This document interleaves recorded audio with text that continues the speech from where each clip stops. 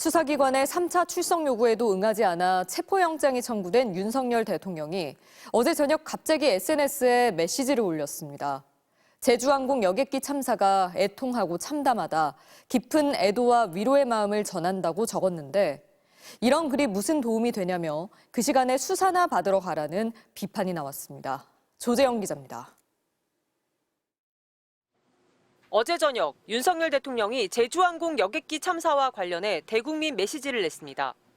윤 대통령은 SNS를 통해 참담한 사고가 발생했다. 깊은 애도와 위로의 마음을 전한다. 애통하고 참담한 심정이라고 밝혔습니다. 정부를 향해서는 사고 수습과 피해자 지원에 최선을 다해줄 걸로 믿는다고 했습니다. 공수처에서 3차 출석 통보를 받은 날인데 받아야 될 조사는 받지 않고 탄핵안 가결 보름 만에 엉뚱한 글을 올린 겁니다. 그마저도 사과한다거나 죄송하다, 송구하다는 표현은 한마디도 없었습니다. 최상목 부총리는 어제 중대본 회의에서 권한대행으로서 송구하다고 했습니다. 국민의 안전과 생명을 책임지는 정부 수반의 대행으로서 이루 말할 수 없는 비통함과 송구한 마음입니다.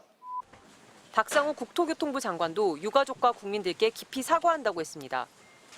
항공 안전을 총괄하는 주무부처 장관으로서 유가족과 국민 여러분께 깊은 사과와 위로의 말씀을 드립니다.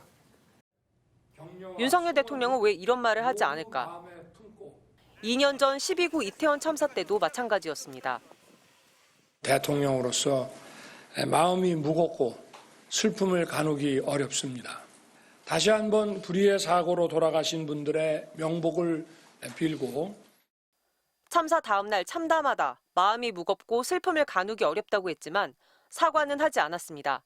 대신 불의의 사고, 즉 생각하지 못한 뜻밖의 사고라고 표현했습니다. 참사 당시 정부 대응에 문제가 있다는 지적이 잇따르자 참사 닷새가 지난 뒤에야 공개 사과했습니다.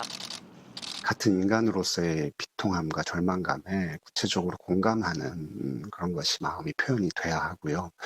그리고 이제 국가 지도자라면 기본적인 책임감, 국민의 안전이 훼손된 데에 대한 사과가 반드시 있어야 하고요.